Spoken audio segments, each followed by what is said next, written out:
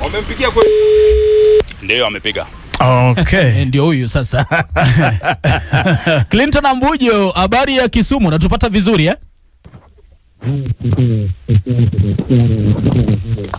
Haya, unaweza ukaendelea? Nikiwa hapa jijini Kisumu.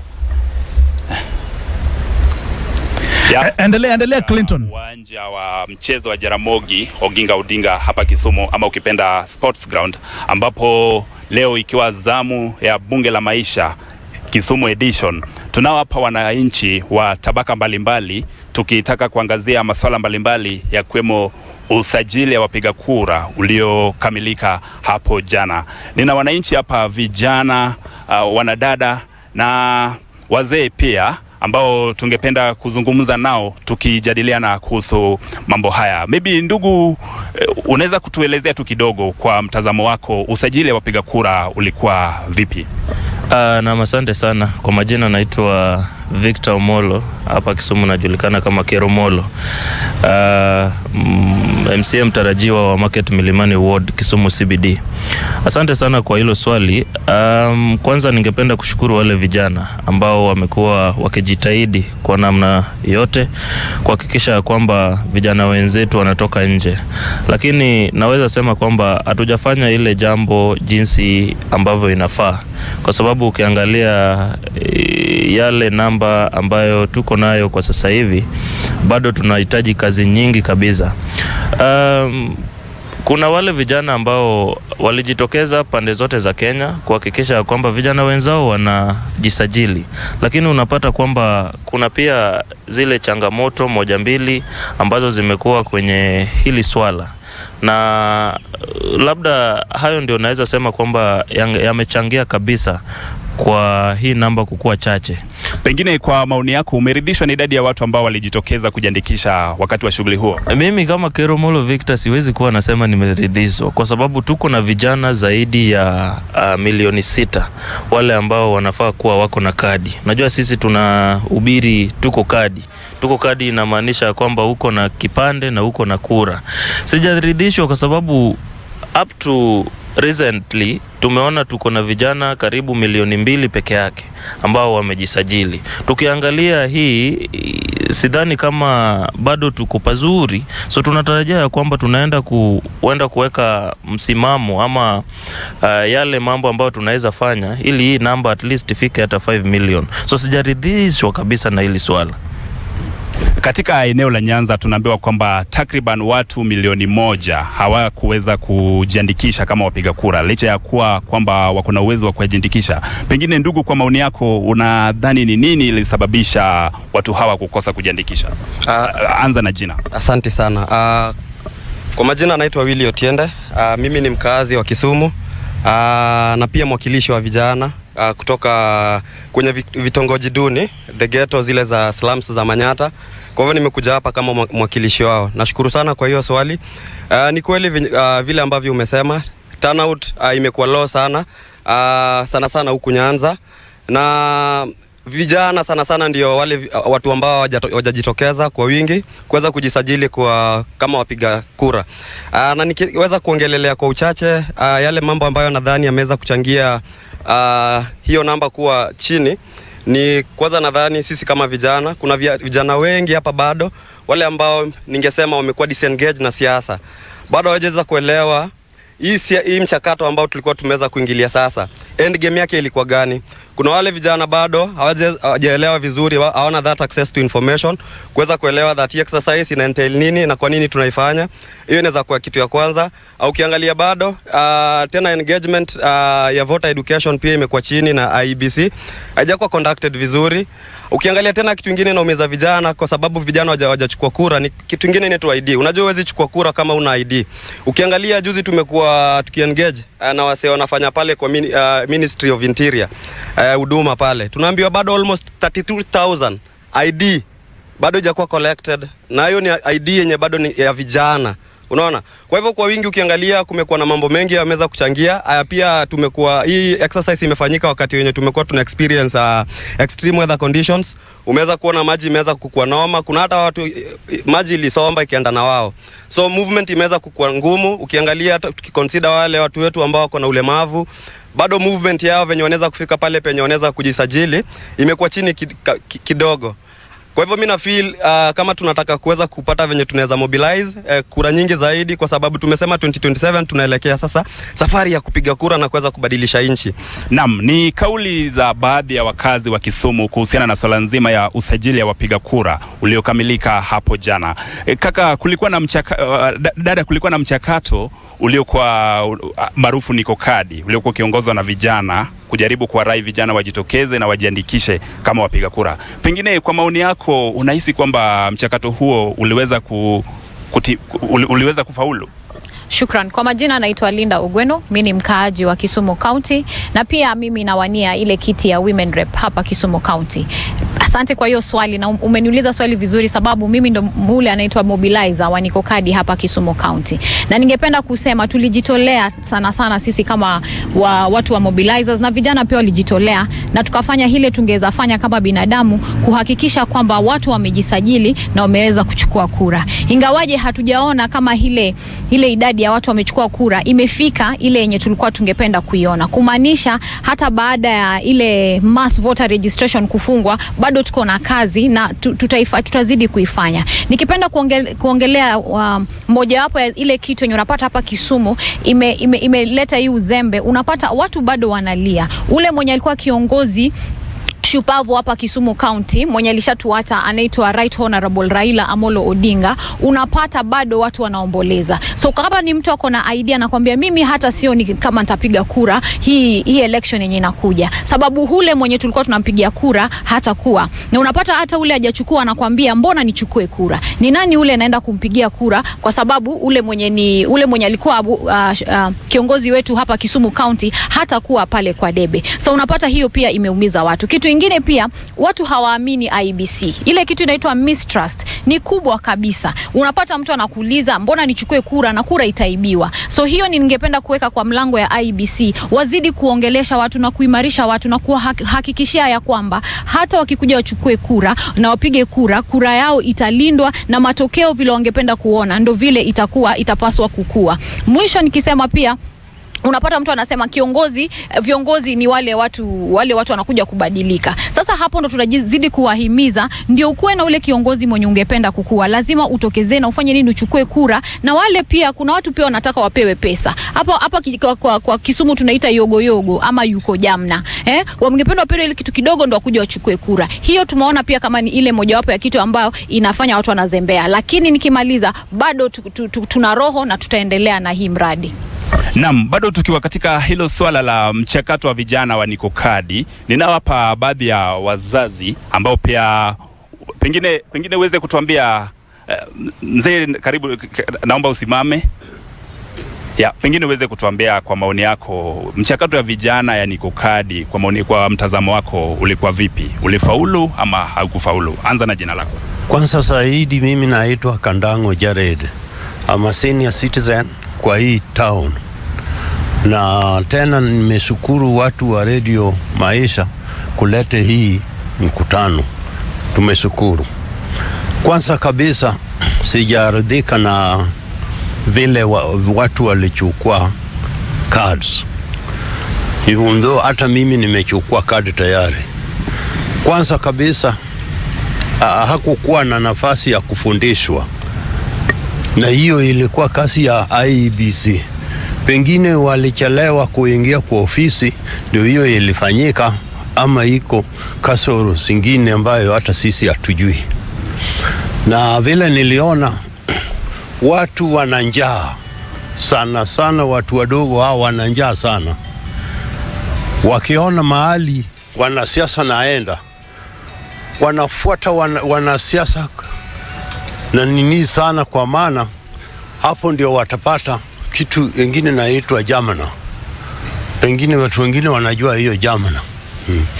But huyu atuambie Jamna pengine ni nini? Jamna ni Anza na jina tafadhali kaka. Kwa majina najulikana kama Bernard Odero Chopa, mkaaji wa Kisumu County, coordinator Kisumu bunge la wananchi. Jamna kwa wanaoijua, Jamna ni ile pesa ndogo ndogo ambao wanapatia hao watu wetu ili waweze kukuja ama kushughulikia na maneno ama mambo ya siasa. Ilitolewa ama ikutolewa? Kwa maoni yangu Jamna haikutolewa. Mmoja watu wetu sana sana wakaaji wa Kisumu wanaamini kwa for them kutoka nje ili waweze kuchukua kura lazima mwanasiasa aweze kuwapatia pesa, na haikuweza kufanyika. Niko na mmoja wa wanasiasa hapa, pengine anaweza kutetea wenzake, atuambie mbona hawakuweza kutoa Jamna ili watu wajitokeze waende wakajiandikishe. Kaka, anza na jina lako.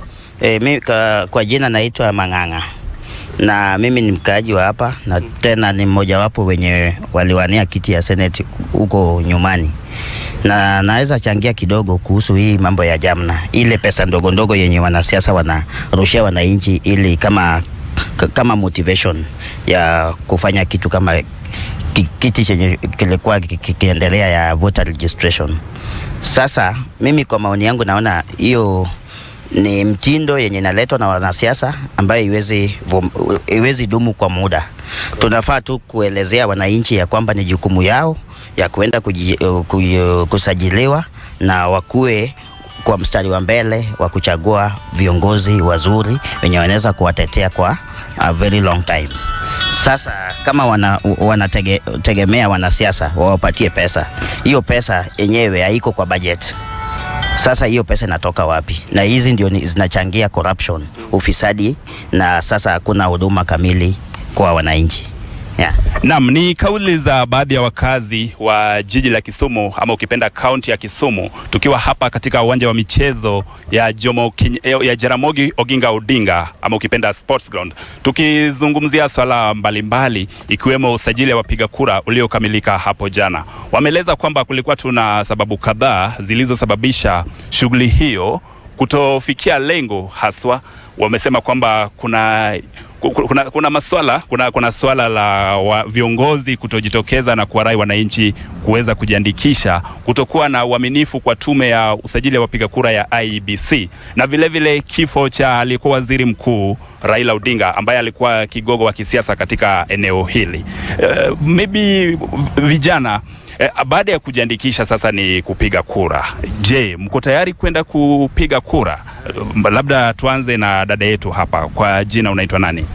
Asante sana. Kwa majina naitwa Nancy Kwando. Mimi kama mkaaji wa Kisumu niko tayari kwenda kuchagua mwenye naona anafaa kuniongoza. Cause kila siku imekuwa ni watu tunachagua na hatujui tunachagua kwa nini. Na tukishachagua watu wenye wanaenda tusaidia huko mbele, tunarudi tunalia. Wakati ni sasa ya kubadilisha nia zetu, vile tunafaa kuchukua wabunge wetu ama wanasiasa wenye watakuwa wanatuongoza ama wenye watakuwa wanatuwakilisha kule serikalini. Mimi nikienda kupiga kura kwa mara nyingine, napiga kura kwa sababu nataka nilete mabadiliko katika nchi yangu, nataka nilete mabadiliko na hata kwa familia yetu na jamii yetu. Hii mambo watu wanashinda wakilia ati tuko na uongozi mbaya. Tuko na uongozi mbaya kwa sababu kuna wengine wetu hatutoki nje kwenda kuchukua hiyo kura, hatutoki nje kwenda kupiga hiyo kura. Tukisema tu hata nikipiga kura itanisaidia na nini? Wakati ni sasa. Mimi naomba wananchi tutokeni nje, twende tupige kura ili tukaweza tukaleta mabadiliko. Juu saa ile hatujapiga kura, saa ile hatujachukua hiyo kura yenyewe, tumevunja demokrasia yetu. Na saa ile hatujapiga kura, na zile kura zenye zitakuwa zinahesabiwa kama spoil votes zitakuwa zinaleta hasara. Na hizo ndio inafanya maisha ya baadaye tunashinda tukilia ati Kenya yetu ni mbaya. Kenya yetu ni sisi ndio tunatengeneza. Bado nazidi kuwasii mtoke nje, mwende mchukue kura.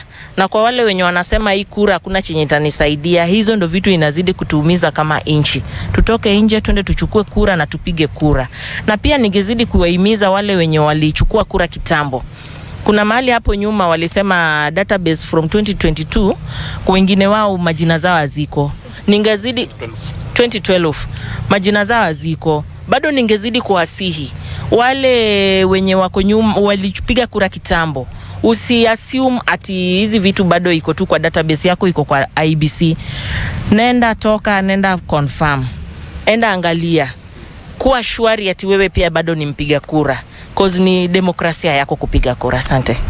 Ni kauli yake mwanadada akijaribu kuwarai wakazi wajitokeze na waweze kushiriki katika shughuli ya kupiga kura. Hebu tupate maoni ya ndugu yetu hapa kuhusiana na swala nzima ya vijana kujitokeza kupiga kura. Je, wewe utajitokeza kupiga kura, na pengine uko na ujumbe gani kwa vijana wenzako? Nashukuru sana KTN kwa nafasi hii, Radio Maisha, kunipea nafasi ya kutoa maoni yangu. Kwa majina naitwa Felix Omondi, mimi ni mkaaji wa Kisumu hapa. Swali hilo mimi kweli nitajitokeza na nipige kura. Na sababu kwa nini nitokeje nipige kura? Mimi ni mzazi, mimi ni mwanabiashara, mimi ni mkaaji wa Kenya. Kenya ni nchi yangu na hakuna sina nchi nyingine. So that is one reason itani motivate kwenda kupiga kura. Why should I go vote? I should go vote na niweze kuweka kiongozi ambaye ninaona atanisaidia maishani, atabadilisha maisha yake ya Kenya. Na kusema ukweli, sisi wawili viongozi wao na mimi ndio tunaweza badilisha Kenya. Tabadilisha Kenya vipi? Mimi nikichukua haki yangu ya kidemokrasia kama Mkenya, nikachukue kura yangu niweze kupigia yeyote ambaye ananipendeza, kuanzia MCA mpaka kule juu. Kwa hivyo mimi kama Felix Omondi, mimi niko kadi na nitajitokeza nipige kura. Na himiza vijana, nyinyi ndio mnalia kila wakati hapa, hatuna viongozi, hatuna makazi, lakini ikifika wakati wa sisi kwenda kufanya hiyo action ya kubadilisha, hamtaki kujitokeza mchukue kura. So what are you saying? You need to come out in large numbers na mchukue hizi kura ili muweze kubadilisha, mkaeka viongozi ambao mnataka. Sababu the kitu kubwa hapa Kenya, vijana wengi ndio wanaumia. Na kama hatuwezi chukua amri kwa mikono zetu na tukachukue kadi, basi hakuna kazi tunafanya. Tutaachia tu viongozi hao wazee na wazidi kutuongoza. So mimi nitaimiza kijana yote ambaye hajachukua kura, makadi ambazo zinalala huku kwa Ministry of Irrigation, tuendeni sote tuchukue hizo kura na tuweze kubadilisha nchi, tukaweka viongozi ambao watajali hali yetu. Asante. Naam, pia kumekuwa na swala ya Kenya, taifa la Kenya kutoweza kutimiza ile lengo ya 2/3 gender rule. Tunao hapa baadhi ya vijana wanawake. Pengine utuambie, uko tayari kushiriki kwenye shughuli za kidemokrasia, ikiwemo kushiriki kwenye uchaguzi na vile kuwania viti mbalimbali vya uongozi? Shukran. Vile nilisema, mimi ni Linda Ugweno na pia nilisema ninawania ile kiti ya Women Rep Kisumu County. So kwa hiyo kwanza nishajibu ile swali yako, kumaanisha mimi nitajituza katika ule mrengo wa siasa, nimenyane na wale wenzangu ndo nipate kiti. Nikiongea mambo ya 2/3 gender rule, si mambo mzuri. Tuko 2026 na bado tukiangalia katiba ya 2010 ili tupatia ile nguvu, bado 2026 hatujaweza kuipata. Ni mambo yenye ni mambo tata sana. Na kwa hivyo ningependa kuwahimiza wanadada wajitokeze nje kwa wingi. Sana hii election inakuja 2027, ndo wasimamie hii kitu ya 2000 gender rule. Mimi kama Linda vile naiona, ni sisi twende tuichukue kama wanadada. Hatutapatiwa. Na siasa pia kuna mtu anakupatia kitu virahisi. So tutoke na tuiwanie. Kile chenye ningependa kusema inanitatiza kama mimi mwanasiasa ni mambo ya gunism. Sana hapa Kisumu County. Insecurity imekuwa mingi sana. Na unapata ukitaka kwenda kuongea mambo yako ya siasa, kuna wale watu wako mrengo ingine ya siasa wanajaribu kukutisha kidogo. Hiyo mambo ya insecurity sana sisi wanadada hatupendi, inatuogopesha sana. So ile ni kitu moja ninaona inaweza fanya wale wamama wenye wangependa kugombea viti sana hapa Kisumu County, idadi yao inaweza kuwa chache sababu wanaogopa haya mambo. Lakini ningependa kuwahimiza na ningependa pia kuongelesha IBC na polisi, tafadhali ile chenye wanaweza fanya ndo watusaidie pale 2027, tafadhali wafanye. Lakini mimi nitakuwa pale kwa debe, na pia nawahimiza wanawake wote. Hapa Kisumu tumesema hakuna kiti hapa Kisumu County yenye hakuna mwanadada atasimama. Zote tutahakikisha kuna mwanadada amesimama. Ndo sasa tukuje tuambie wananchi, tafadhali tupatie nafasi. Sababu wananchi pia wanasema nyinyi kwanza hamsimami, sasa tutakuwachagua aje kama hamsimami. Shukrani. Watahakikisha kwamba wanadada wamejitokeza na kusimama ama kuwania viti mbalimbali. Ni kauli yake Linda Ugweno. Kuhusiana na swala hilo pia kuna kuna dhana kwamba vijana hawajitokezi na kuwania viti mbalimbali. Nina mmoja wa vijana hapa, pengine utuambie mbona hivyo? Kwa majina nazidi kusema kuwa anajulikana kama Bernard Odero Chopa, mkaji wa Kisumu County Coordinator Kisumu bunge la wananchi, tena anayewania kiti cha UMC Manyata Ward. Kwa upande wangu ama maoni yangu nasema 2027 tutajitokeza kwa wingi.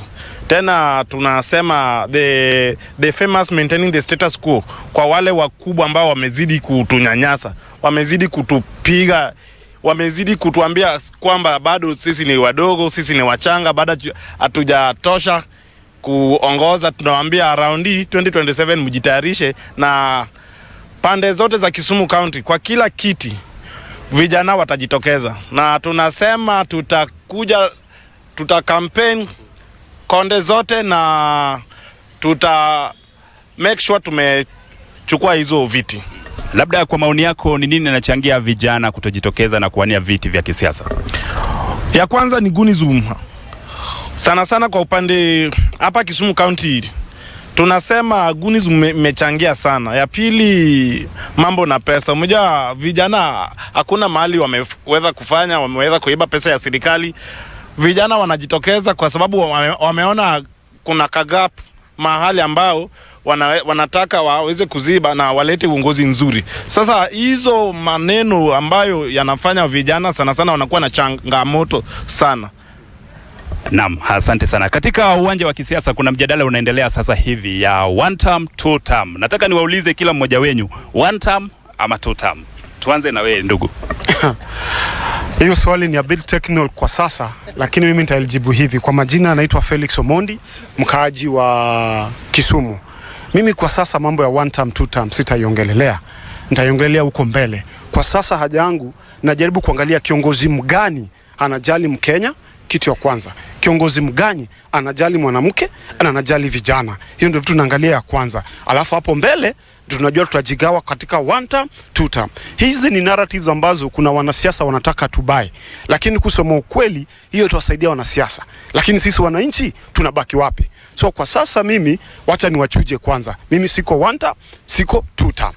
Naam, hayuko one term, hayuko two term. Victor Molo, one term, two term. Victor Molo, Kero Molo, the incoming MCA Market Mill. Nasema ya kwamba swala la one term na two term bado tunasaisha ile report card ya wale viongozi ambao walichaguliwa.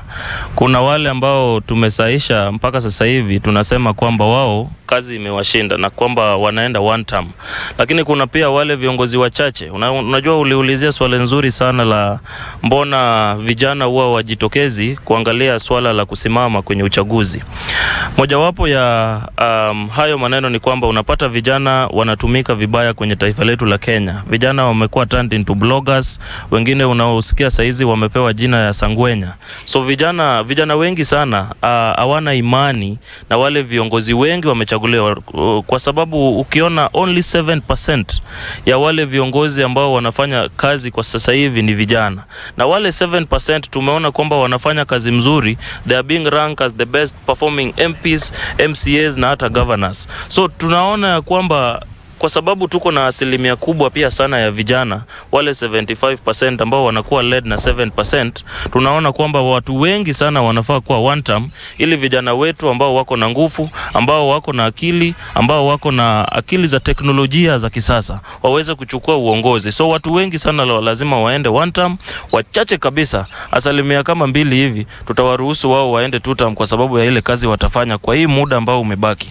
Unajua tukisema swala la one term, tuko na period between today and August. Hiyo period kama we ni kiongozi ambaye amesikia kwamba unaweza fanya ile kazi, ile promises zote ulifanya ambayo imekushinda kufanya for the last 4 years ambao umekuwa kwenye ofisi. Kama unaweza jitahidi ufanye hayo manifesto yako for the next 1 year, tutakupea tu two term. Sisi kama vijana pia tutembei kila mahali kuimba tu one term na two term, ufikirie kwamba sisi hatuna ile mwelekeo ama ile akili ya kujua kwamba umefanya kazi tukurudishe. Hatuimbi hatukimbii kitu kwa sababu ni kwaya ama kwa sababu ni nyimbo kuna chorus tunafaa kujibu one time ama two time.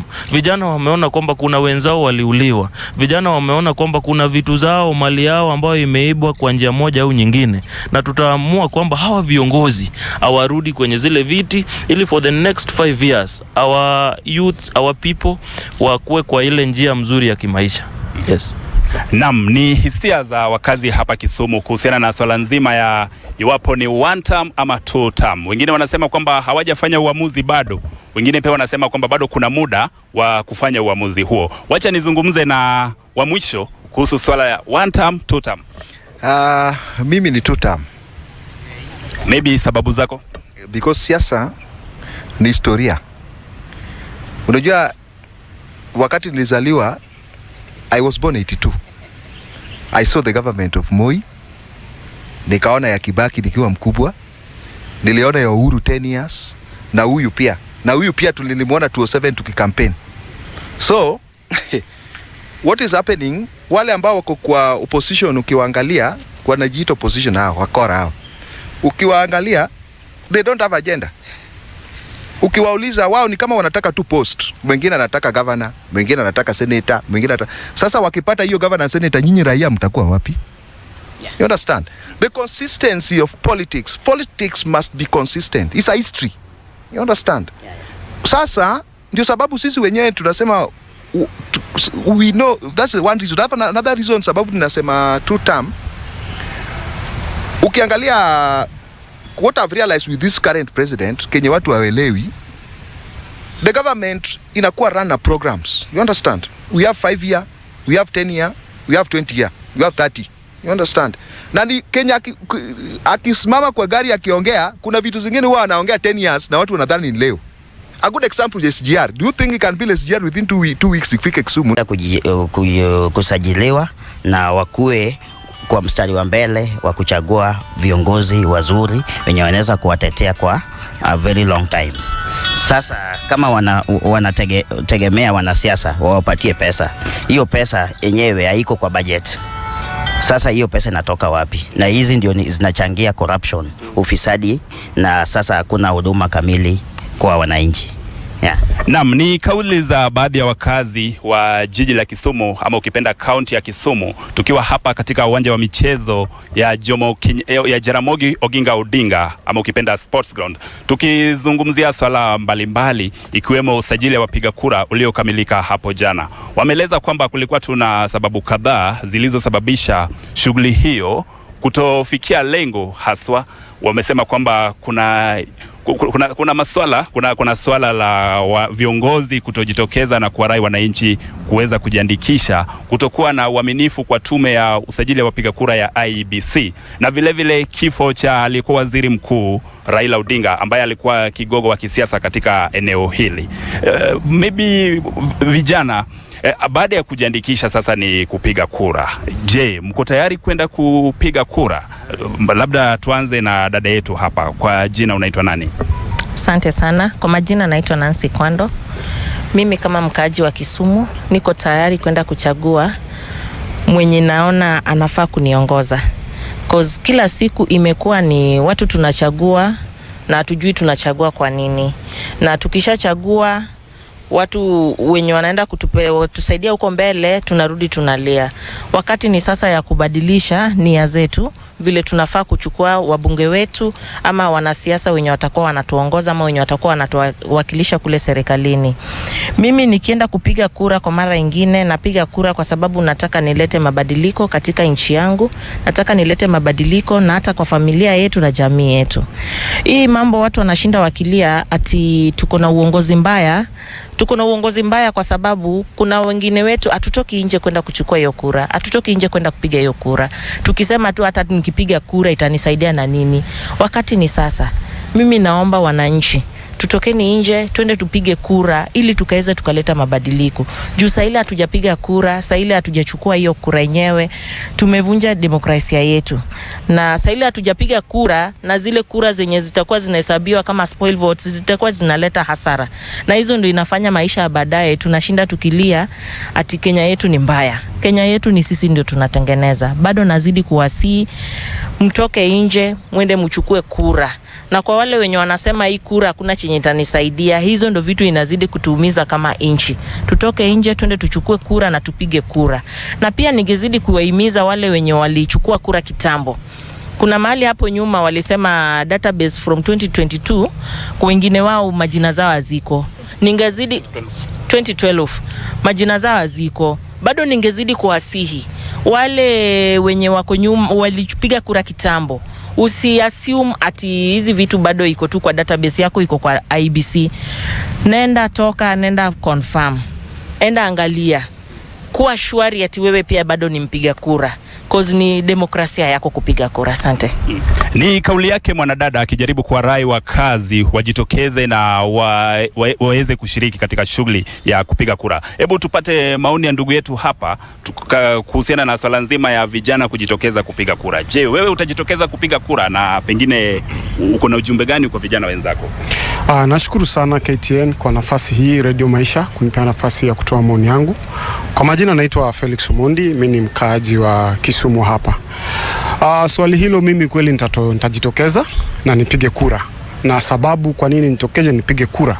Mimi ni mzazi, mimi ni mwanabiashara, mimi ni mkaaji wa Kenya. Kenya ni nchi yangu na hakuna sina nchi nyingine. So that is one reason itani motivate kwenda kupiga kura. Why should I go vote?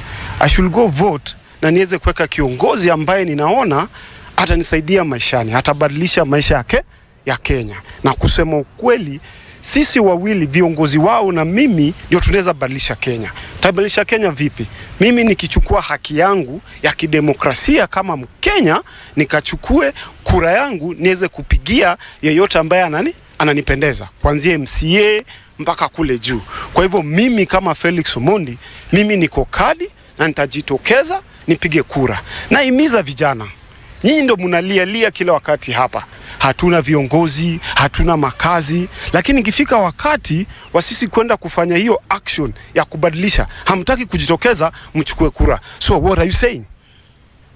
You need to come out in large numbers na mchukue hizi kura ili muweze kubadilisha, mkaeka viongozi ambao mnataka. Sababu the kitu kubwa hapa Kenya, vijana wengi ndio wanaumia. Na kama hatuwezi chukua amri kwa mikono zetu na tukachukue kadi, basi hakuna kazi tunafanya. Tutaachia tu viongozi hao wazee na wazidi kutuongoza. So mimi nitaimiza kijana yote ambaye hajachukua kura, makadi ambazo zinalala huku kwa Ministry of Irrigation, tuendeni sote tuchukue hizo kura na tuweze kubadilisha nchi, tukaweka viongozi ambao watajali hali yetu. Asante.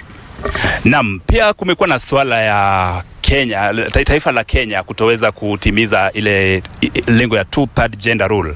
Tunao hapa baadhi ya vijana wanawake. Pengine utuambie, uko tayari kushiriki kwenye shughuli za kidemokrasia, ikiwemo kushiriki kwenye uchaguzi na vile kuwania viti mbalimbali vya uongozi? Shukran. Vile nilisema mimi ni Linda Ugweno, na pia nilisema ninawania ile kiti ya Women Rep Kisumu County. So kwa hiyo kwanza nishajibu ile swali yako, kumaanisha mimi nitajituza katika ule mrengo wa siasa, nimenyane na wale wenzangu ndo nipate kiti. Nikiongea mambo ya 2/3 gender rule, si mambo mzuri.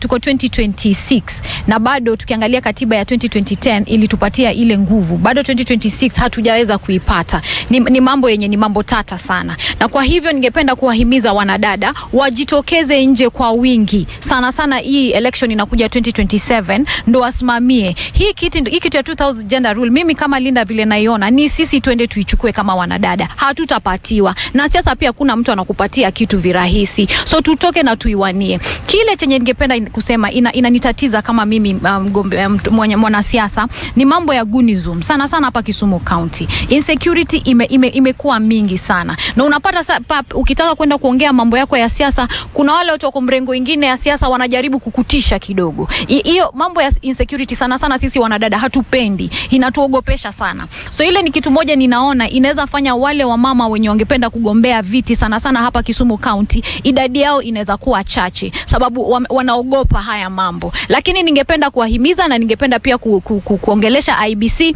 na polisi, tafadhali ile chenye wanaweza fanya ndo watusaidie pale 2027, tafadhali wafanye. Lakini mimi nitakuwa pale kwa debe, na pia nawahimiza wanawake wote. Hapa Kisumu tumesema hakuna kiti hapa Kisumu County yenye hakuna mwanadada atasimama. Zote tutahakikisha kuna mwanadada amesimama. Ndo sasa tukuje tuambie wananchi, tafadhali tupatie nafasi. Sababu wananchi pia wanasema nyinyi kwanza hamsimami, sasa tutakuwachagua aje kama hamsimami. Shukrani. Watahakikisha kwamba wanadada wamejitokeza na kusimama ama kuwania viti mbalimbali. Ni kauli yake Linda Ogweno.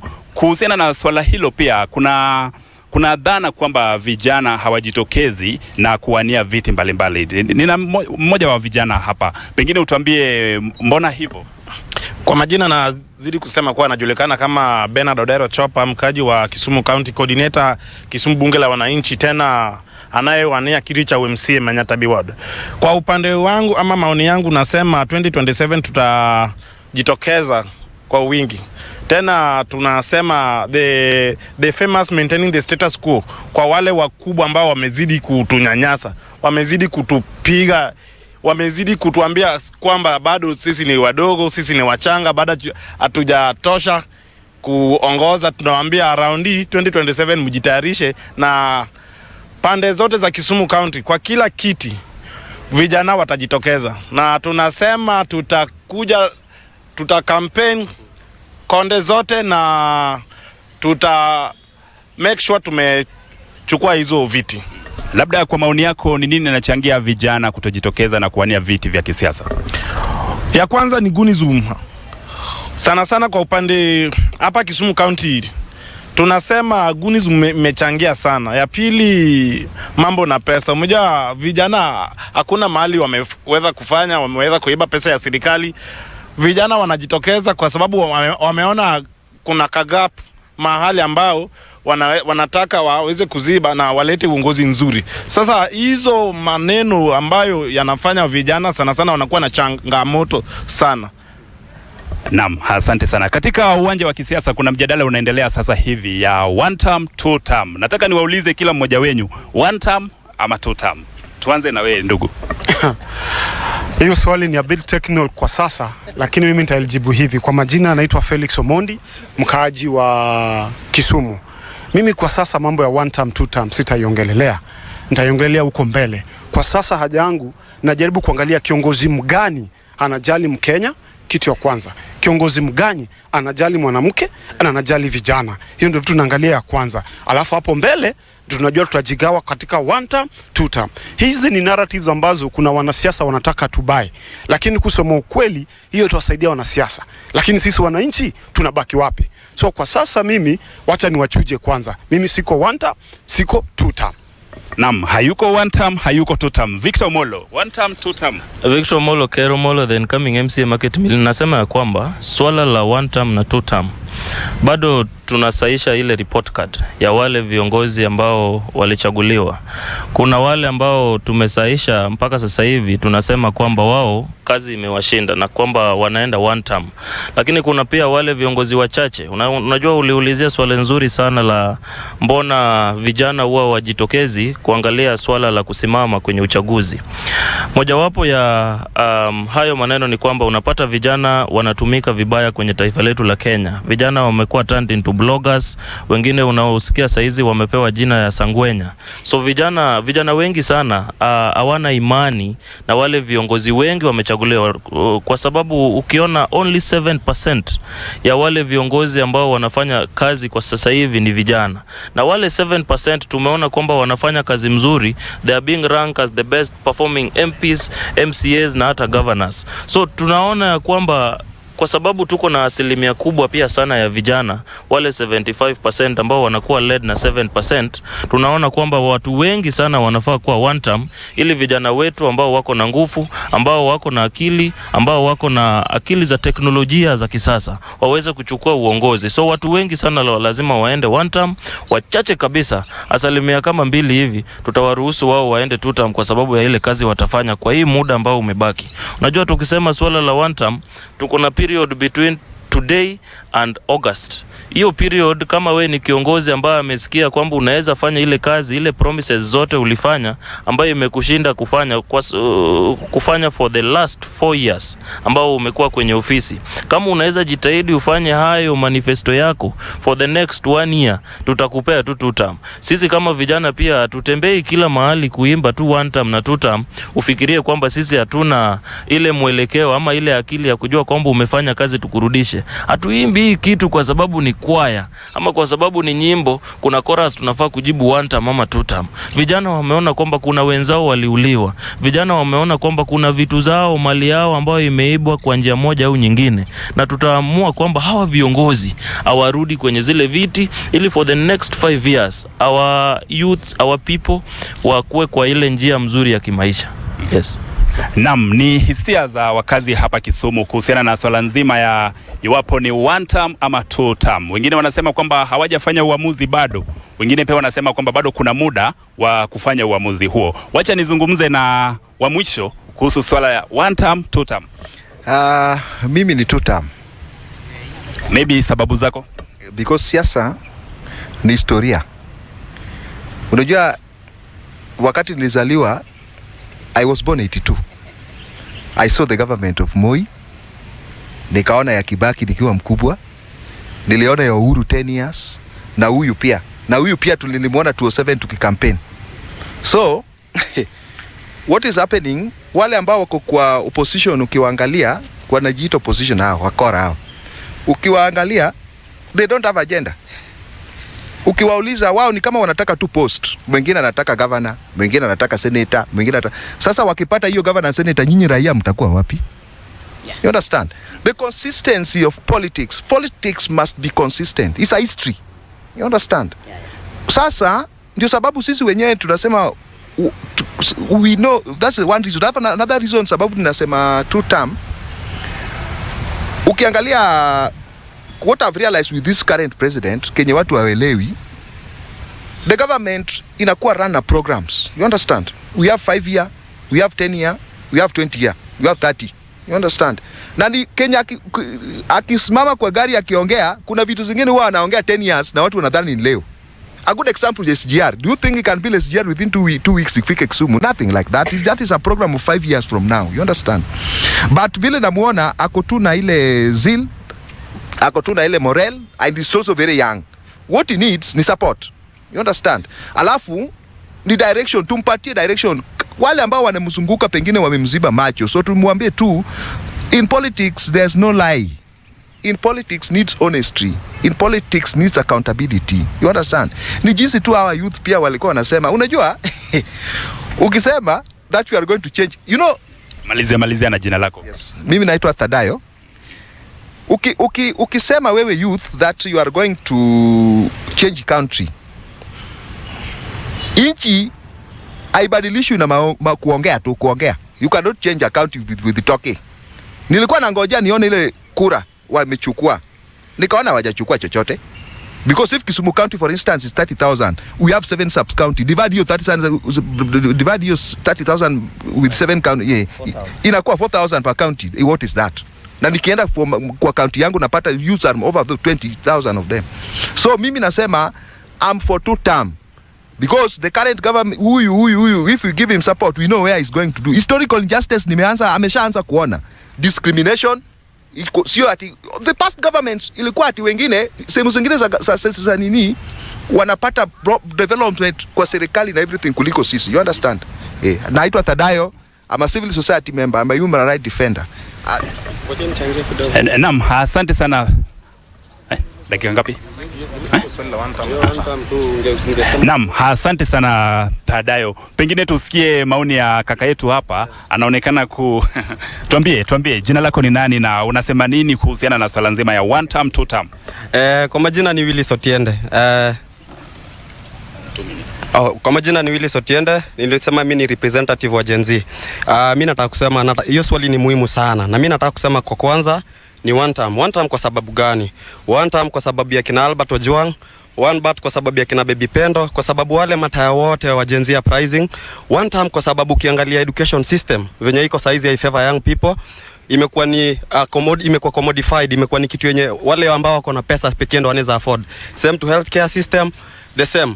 One time kwa sababu systems haziwork. Alafu finally nataka nichangamshia wase. Hii story haishi kwa one time peke yake. Sisi end game yetu kama vijana tulisema inaishia kwa systemic change. Shida tumeshachambua serikali na tumepata issue ni system ndio iko na shida. Tukishamtoa hiyo ni ya kwanza kutoa Kasongo, na watu wake wote ambao wamekuwa kiiba rasilimali za wananchi, almost karibu 7 trillion odious debt. Sisi wa Kenya ndo tunasikia uzito. Kwa sababu kwa hivyo ni one time kwa sababu hakuna kitu na work. Na after one time tunaenda mbele na lazima tubadilishe system, to define democracy based on aspirations za vijana na wananchi wa Kenya. Asante. Asante ndugu yangu. Ngapi? Naam, asante ndugu yangu. Pengine unaweza kuchangia kidogo swala nzima ya one term, two term. Kwa majina naitwa Kelvin Omondi Maina. Kitu cha kwanza ambayo nataka kuzungumzia ni swala la one term ama two term. Tukisema one term si hata kwa rais pekee. Tukisema one term inatoka kwa tunaanzia wodi tukiendelea hadi kwa rais. Sasa one term tunaangalia umefanya nini? Mavijana wana kazi, unaelewa? Ndio maana huku Kisumu kuna kitu wanasema goonship. Goonism iko kila pahali, yes. Lakini hapa Kisumu unapata wanasiasa wanakuja wanalipa vijana waende walete vurugu. Kama hii ya juzi hapa tuliona. Sasa tukisema one term ama before tuseme one term ama two term, lazima tuone watu wanatufanyia nini. Lakini chenye iko kwa sasa tunataka ile software ya Kenya, constitutionalism and institutions to work. Tunataka hizo vitu zifanye. Tukisema one time si ati tunataka kutoa mtu, but tunataka hizi vitu zetu zifanyike. Asante. Naam, asante sana. Ni kauli za wakazi wa Kisumu wakizungumza hapa kwenye kikao hiki cha bunge la maisha leo, ikiwa ni zamu ya kaunti hii ya Kisumu, tukiwa hapa katika bustani wa Jaramogi Oginga Odinga. Sasa wacha tuende mapumzikoni, alafu tukirudi tutaendelea. Right, bila shaka shukrani sana ndugu yetu Clinton kutoka katika Europe. Unajua huko nasikia goonism ama goonship. Asikia Samamani anaangua kicheko. Wanasema kwanza kabisa nataka kuzungumzia hii goonship. Yes. Kuna mwingine anakuwa anasema goonzum. Yes. Brother, it is Europe jamani. What do you expect? Alafu Europe unajua Clinton ungempatia apige katika Kiingereza. Unasikia anasema tuko katika bustani wa unamtesa jamani na Kiswahili. Bustani ya bila shaka. Lakini kazi kuntu sana kaka Clinton bila shaka na wakaji wa Kisumu ambao umejitokeza ndani ya bunge la maisha this morning. Samamani yupo ndani ya studio na habari za sasa bila shaka. Kwa hivyo tupate habari za sasa, alafu in the next hour usahau kabisa kwamba tuko na baby mama baby daddy drama 34277. Bila shaka tunasema